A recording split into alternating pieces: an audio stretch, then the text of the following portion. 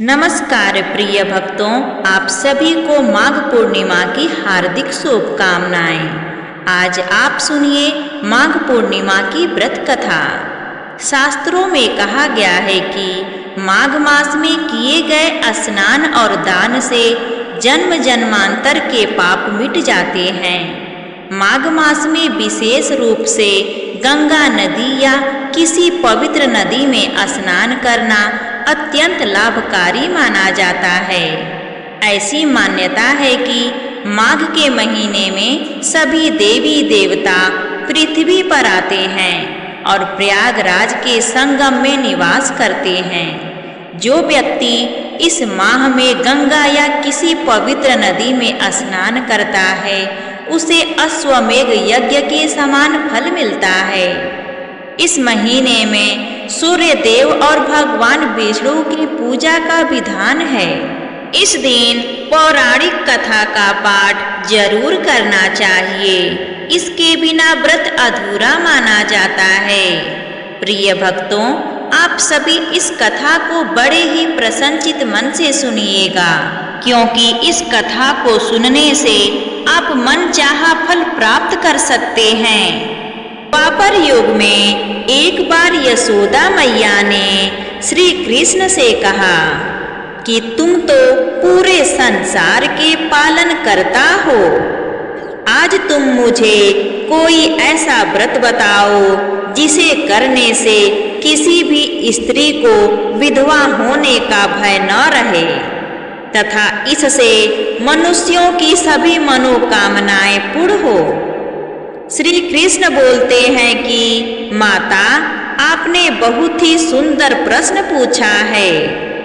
मैं आपको इसके बारे में विस्तार पूर्वक बताता हूँ। सौभाग्य प्राप्ति के लिए महिलाओं को 32 पूर्णिमासियों के व्रत को करना चाहिए। इससे उनकी सभी मनोकामनाएं पूर्ण होती हैं और उन्हें सौभाग्यवती होने का आशीष मिलता है। अब मैं आपको इससे जुड़ी हुई कथा सुनाता हूँ। कृपा करके ध्यान से इस कथा को सुने। इस भूमंडल पर एक अत्यंत प्रसिद्ध राजा चंद्रहास से पालित अनेक प्रकार के रत्नों से परिपूर्ण कातिका नाम की एक नगरी थी। वहाँ पर धनेश्वर नाम का एक ब्राह्मण था और उसकी स्त्री अति सुशीला रूपवती थी। दोनों ही उस नगरी में बड़े प्रेम के साथ रहते थे। घर में धन धान्य आदि की कमी नहीं थी, लेकिन उनको एक बड़ा दुख था कि उनकी कोई संतान नहीं थी। इस कष्ट से वह अत्यंत दुखी रहते थे। एक दिन एक बड़ा तपस्वी योगी उस नगरी में आया। वह योगी उस ब्राह्मण के घर को छोड़कर अन्य सब घरों से भिक्षा लाकर भोजन किया करता था, लेकिन रूपवती से वह भिक्षा नहीं लिया करता था। एक समय वह किसी अन्य घर से भिक्षा लेकर गंगा किनारे जाकर भिक्षान को प्रेम पूर्वक खा रहा था। तभी धनेश्वर ने योगी को देखा और अपनी भिक्षा के अनादर से दुखी होकर योगी से बोला, महात्मान, आप सब घरों से भिक्षा लेते हैं, परंतु मेरे घर की भिक्षा कभी भी नहीं लेते। इसका कारण क्या है? योगी ने कहा कि निसंतान के घर की भीख पतितों के अन्न के तुल्य होती है और जो पतितों का अन्न खाता है वह भी पतित हो जाता है। चूंकि तुम निसंतान हो, अतः पतित हो जाने के भय से मैं तुम्हारे घर की भिक्षा नहीं लेता हूँ। धनेश्वर यह बात सुनकर अपने मन में बहुत दुखी हुआ और हाथ जोड़कर योगी के पैरों में गिर पड़ा तथा शांत भाव से कहने लगा, हे महाराज, यदि ऐसा है तो आप मुझको पुत्र प्राप्ति का उपाय बताइए। आप सर्वज्ञ हैं, मुझ पर अवश्य ही यह कृपा कीजिए। धन की मेरे घर में कोई कमी नहीं, परंतु मैं पुत्र न होने के कारण अत्यंत दुखी हूँ। आप मेरे इस दुख का कारण हरण करें। आप सामर्थ्यवान हैं। यह सुनकर योगी कहने लगे, हे ब्राह्मण, तुम चंडी देवी की आराधना करो। घर आकर उसने अपने स्त्री से सब वृत्तांत कहा और स्वयं तप के निमित्त वन में चला गया। वन में जाकर उसने चंडी देवी की उपासना की। उसके उपवास के बाद चंडी देवी ने 16वें दिन उसको स्वप्न में दर्शन दिया और कहा, हे धनेश्वर, तुझे पुत्र होगा, परंतु वह 16 वर्ष की आयु में ही मृत्यु को प्राप्त हो जाएगा। यदि तुम दोनों पति पत्नी 32 पुण्यमासियों का व्रत विधि पूर्वक करोगे तो वह दीर्घ आयु होगा। जितनी तुम्हारी सामर्थ्य हो उतने आटे के दिए बनाकर शिव जी का पूजन करना और पूर्णिमासी का व्रत रखना। प्रातः काल होने पर इस स्थान के समीप ही तुम्हें एक आम का वृक्ष दिखाई देगा। उस पर चढ़कर एक फल तोड़कर शीघ्र अपने घर चले जाना और अपनी स्त्री से सब वृत्तांत कहना। जब वह श्री शंकर जी का ध्यान करके उस फल को खा लेगी, तब भगवान शंकर की कृपा से वह गर्भवती हो जाएगी। जब वह ब्राह्मण प्रातः काल उठा तो उसने उस स्थान के पास ही एक आम का वृक्ष देखा, जिस पर एक आम का फल लगा हुआ था। उस ब्राह्मण ने उस आम के वृक्ष पर चढ़कर उस फल को तोड़ने का प्रयत्न किया, परंतु कई बार प्रयत्न करने पर भी वह वृक्ष पर न चढ़ पाया।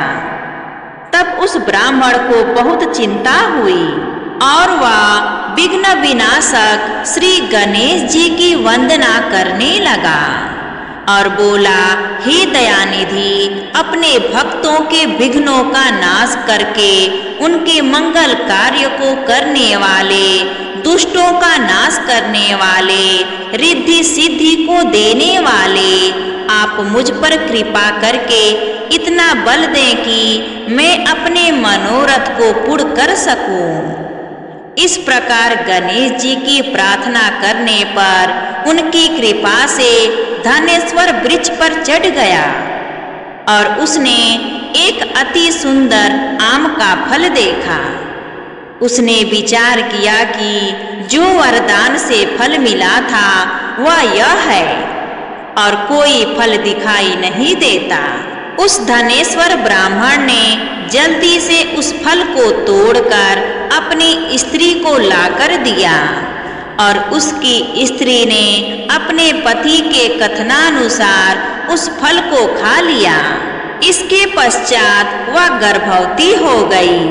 देवी जी की असीम कृपा से उसे एक अत्यंत सुंदर पुत्र की प्राप्ति हुई, जिसका नाम उन्होंने देवी दास रखा। माता पिता के हर्ष और शोक के साथ वह बालक शुक्ल पक्ष के चंद्रमा की भांति बढ़ने लगा। भवानी की कृपा से वह बालक बहुत ही सुंदर, सुशील और पढ़ने में बहुत ही निपुण हो गया। चंडी देवी की आज्ञा अनुसार उसके माता पिता ने 32 पूर्णिमासी का व्रत रखना प्रारंभ कर दिया था, जिससे उसका पुत्र दीर्घ आयु हो जाए। 16वां वर्ष लगते ही देवी दास के माता पिता को बड़ी चिंता हो गई कि कहीं उसके पुत्र की इस वर्ष मृत्यु न हो जाए। इसलिए उन्होंने अपने मन में विचार किया कि यदि यह दुर्घटना उसके सामने हो गई तो वे कैसे सहन कर सकेंगे। उन्होंने देवी दास के मामा को बुलाया और कहा कि हमारी इच्छा है कि देवी दास 1 वर्ष तक काशी में जाकर विद्या अध्ययन करे और हम उसको अकेला भी नहीं छोड़ना चाहते, इसलिए साथ में तुम चले जाओ और 1 वर्ष के पश्चात इसको वापस लौटा लाना। सब प्रबंध करके उसके माता पिता ने काशी जाने के लिए देवी दास को एक घोड़े पर बैठाकर उसके मामा को उसके साथ विदा कर दिया। धनेश्वर ने अपनी पत्नी के साथ अपने पुत्र की मंगल कामना तथा दीर्घ आयु के लिए भगवती दुर्गा की आराधना और पूर्णिमासियों का व्रत करना आरंभ कर दिया।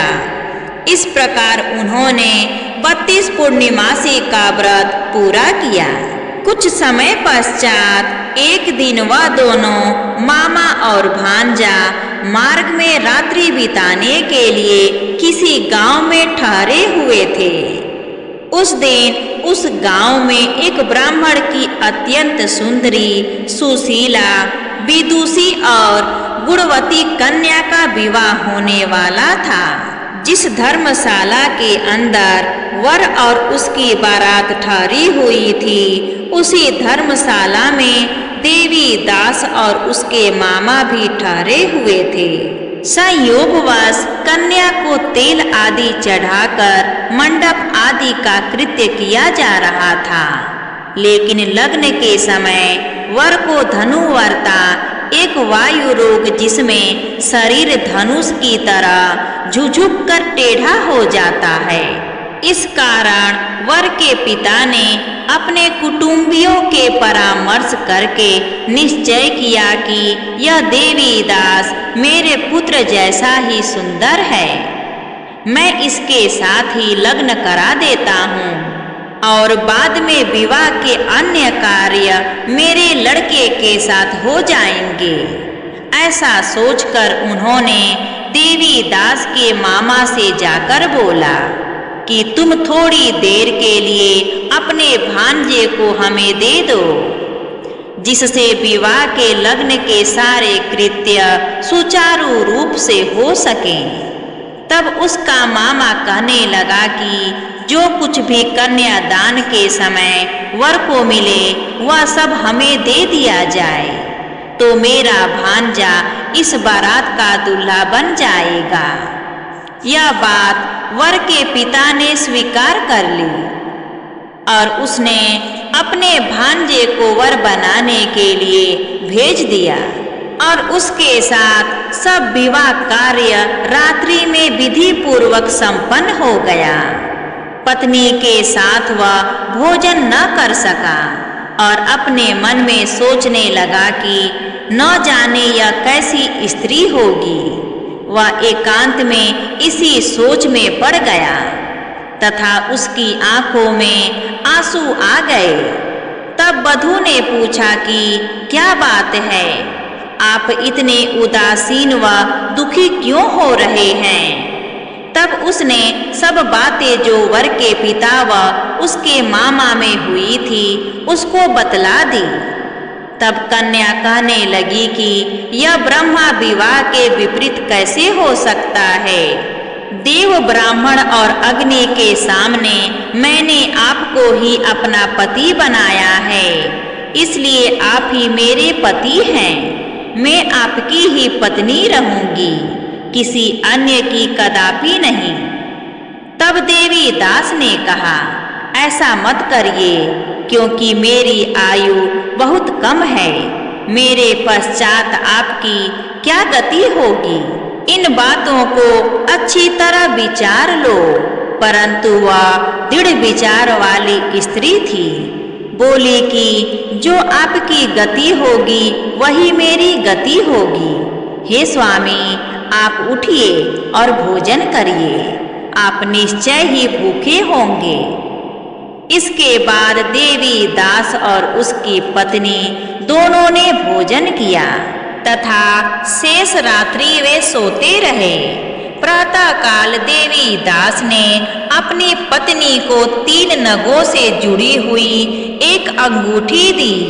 एक रुमाल दिया और बोला, हे प्रिय, इसे लो और संकेत समझकर स्थिर चित्त हो जाओ। मेरा मरण और जीवन जानने के लिए एक पुष्प वाटिका बना लो, उसमें सुगंधी वाली एक वन मल्लिका लगा लो, उसको प्रतिदिन जल से सींचा करो और आनंद के साथ खेलो कूदो तथा उत्सव मनाओ। जिस समय और जिस दिन मेरा प्राणांत होगा ये फूल सूख जाएंगे और जब ये फिर हरे हो जाएं तो जान लेना कि मैं जीवित हूँ। यह समझा कर वह चला गया। प्रातः काल होते ही वहां पर गाजे बाजे बजने लगे और जिस समय विवाह के कार्य समाप्त करने के लिए वर तथा सब बाराती मंडप में आए तो कन्या ने वर को भली प्रकार से देखकर अपने पिता से कहा कि यह मेरा पति नहीं है, मेरा पति वही है जिसके साथ सत्र में मेरा पानी ग्रहण हुआ था। इसके साथ मेरा विवाह नहीं हुआ है। यदि यह वही है तो बताइए कि मैंने इसको क्या दिया। मधु पर्क और कन्यादान के समय जो मैंने आभूषण आदि दिए थे उन्हें दिखाइए तथा रात में मैंने क्या गुप्त बातें कही थी वह सब सुनाइए। पिता ने उसके कथनानुसार वर को बुलवाया गया। कन्या की यह बातें सुनकर वह कहने लगा कि मैं कुछ नहीं जानता। इसके पश्चात लज्जित होकर वह वहां से चला गया और सारी बारात भी अपमानित होकर वहां से लौट गई। भगवान श्री कृष्ण बोले, हे माता, इस प्रकार देवी दास काशी विद्या अध्ययन के लिए चला गया। जब कुछ समय बीत गया तो काल से प्रेरित होकर एक सर्प रात्रि के समय उसको डसने के लिए वहां पर आया। उस विषधर के प्रभाव से उसके शयन का स्थान चारों ओर से विष से विषैला हो गया, परंतु व्रत के प्रभाव से उसको काट न पाया, क्योंकि पहले ही उसकी माता ने 32 पूर्णिमा का व्रत कर रखा था। इसके बाद मध्याह्न के समय स्वयं काल वहां पर आया और उसके शरीर से उसके प्राणों को निकालने का प्रयत्न करने लगा, जिससे वह मूर्छित होकर पृथ्वी पर गिर पड़ा। भगवान की कृपा से उसी समय पार्वती जी के साथ भगवान शंकर वहां पर आ गए। उसको मूर्छित दशा में देखकर पार्वती जी ने भगवान शंकर से प्रार्थना की कि हे प्रभु, इस बालक की माता ने पहले 32 पूर्णिमा का व्रत किया था, जिसके प्रभाव से हे भगवान आप इसको प्राण दान दें। माता पार्वती के कहने पर भक्त वत्सल भगवान शिव ने उसको प्राण दान दे दिया। इस व्रत के प्रभाव से काल को भी पीछे हटाना पड़ा और देवी दास स्वस्थ होकर बैठ गया। उधर उसकी स्त्री काल की प्रतीक्षा किया करती थी। जब उसने देखा कि उस पुष्प वाटिका में पत्र पुष्प कुछ भी नहीं रहे तो उसको अत्यंत आश्चर्य हुआ और जब वह वैसे ही हरी भरी हो गई तो वह जान गई कि वह जीवित हो गए हैं। यह देखकर वह बहुत प्रसन्न मन से अपने पिता से कहने लगी कि पिताजी, मेरे पति जीवित हैं, आप उनको ढूंढना शुरू करें। जब 16वां वर्ष व्यतीत हो गया तो देवी दास भी अपने मामा के साथ काशी से चल दिया। इधर उसके ससुर उसे ढूंढने के लिए अपने घर से जाने वाले ही थे कि वह दोनों मामा भांजा वहां पर आ गए। देवी दास को आता देखकर उसका ससुर बड़ी प्रसन्नता के साथ अपने घर में ले आया। उस समय नगर के निवासी भी वहां इकट्ठे हो गए और सबने निश्चय किया कि अवश्य ही इसी बालक के साथ इस कन्या का विवाह हुआ था। उस बालक को जब कन्या ने देखा तो पहचान लिया और कहा कि यह तो वही है जो संकेत करके गया था। सभी कहने लगे कि भला हुआ जो यह आ गया, और सब नगर वासियों ने आनंद मनाया। श्री कृष्ण जी कहने लगे कि इस प्रकार धनेश्वर 32 पूर्णिमासियों के व्रत के प्रभाव से पुत्रवान हो गया। जो भी स्त्रियां इस व्रत को करती हैं वे जन्म जन्मांतर में वैध व्यय का दुख नहीं भोगती और सदैव सौभाग्यवती रहती हैं। यह मेरा वचन है, इसमें कोई संदेह नहीं है। यह व्रत पुत्र पौत्रों को देने वाला तथा संपूर्ण मनोकामनाओं को पूर्ण करने वाला है। 32 पूर्णिमासियों के व्रत करने से व्रती की सब इच्छाएं भगवान शिव जी पूर्ण करते हैं। यहाँ पर यह कथा समाप्त होती है। प्रेम से बोलिए शंकर भगवान की जय, विष्णु भगवान की जय। प्रिय भक्तों, अगर आपको यह कथा अच्छी लगी हो तो हमें कमेंट करके जरूर बताइए और हमारे चैनल आरवी नई कहानियाँ को सब्सक्राइब करना ना भूलिए, क्योंकि ऐसे ही हर रोज भक्ति कहानी सुनने को मिलेगा। धन्यवाद।